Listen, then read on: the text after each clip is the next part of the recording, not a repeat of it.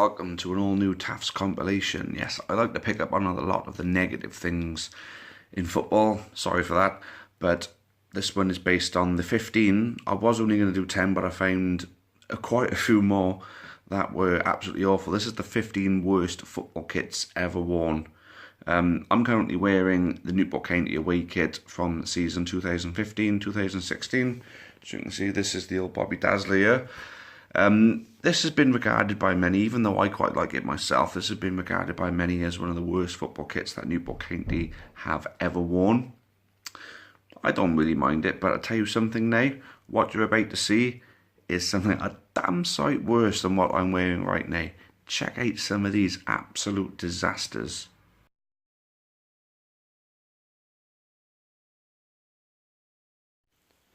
So this, the Australian national team kit of 1990. Yeah, absolutely awful. Looks like something from the wardrobe of Nelson Mandela. Maybe the wardrobe he didn't even like. But no, absolutely god-awful. Absolutely shite.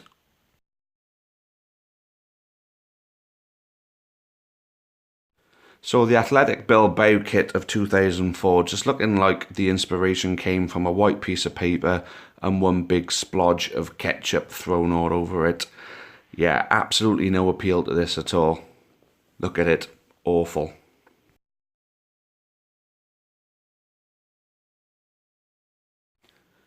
Not really knocking this Birmingham kit from 1972 down because of its design flaw, but less than 3 decades after World War II to bring out an away kit that is practically a German flag is a bit tasteless, to be honest with you, really, isn't it? Awful.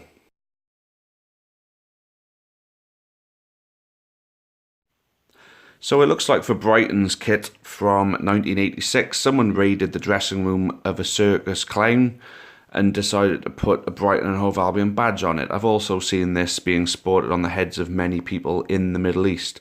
What an awful football kit.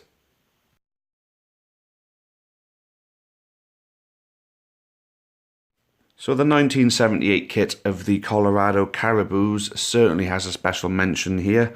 It looks like something of a waitress from some sort of cowgirl performing Western bar.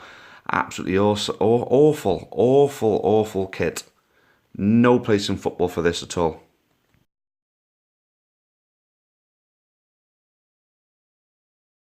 So in 1953, Dundee FC tried to emulate some sort of Scottish tartan look, when really all they got was possibly the reject from an episode of Home Improvement. Google that if you don't know what it is, and you'll understand exactly what I'm on about.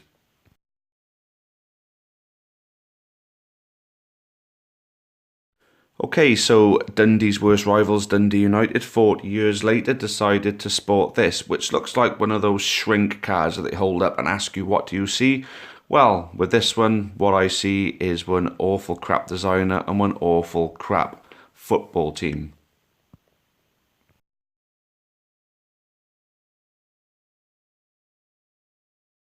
So the goalkeeper kit for England in Euro 96 sported by David Seaman.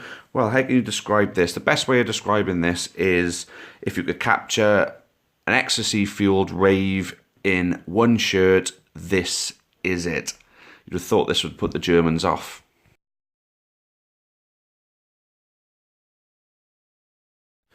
So the Estonia kit of 1996, well, the only way to describe this is if a production line of bad carpets managed to break and 2 of them broke into one, this is the result when you throw an Estonia badge on top of it. Absolutely awful.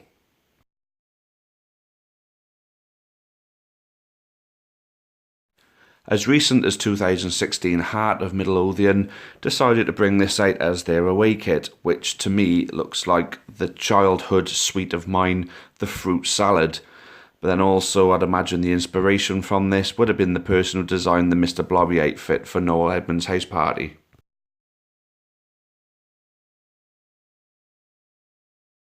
So in 1993 this was released by Huddersfield Town, and it looks like an explosion in a paint factory, or the other comparison that I gave it was the error screen that you would have been confronted with when something went wrong on your Commodore 64.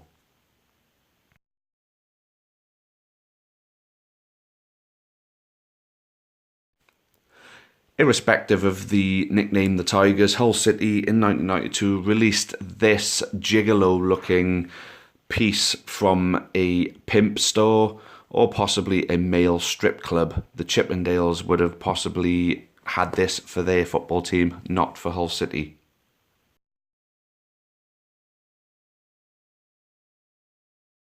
In 2012, Italian team Regina decided to make their players look a little bit more buff, but to add it into your home and away kit for a full season, I think there may be some egos down in Italy right now, and this just piles on to the awfulness.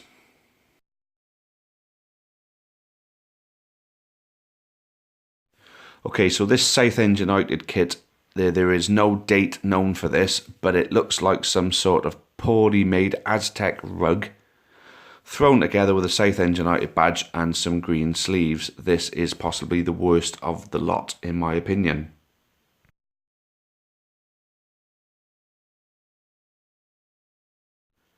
As poor the design on this one, it's not the worst design of the lot. I've included this one because of the sheer excuse Sir Alex Ferguson gave for his team's 3-1 loss to Southampton, that this kit blended in too much with the crowd and put his players off. So yes, for that reason, that's on the awful pile.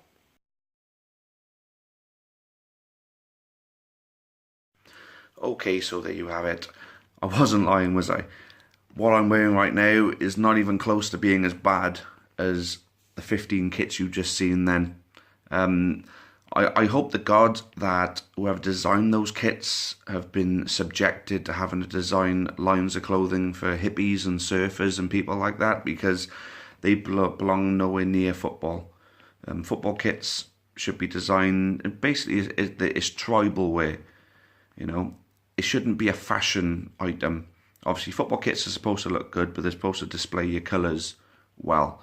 What them kits there did was just bring your own identity into a complete abomination. So thankfully football kits ain't that way anymore. Oh, let's just hope that it stays that way anyway. But anyway, thank you very much for watching. This has been another TAFS compilation, the worst 15 kits of all time. Cheers, cheerio for now.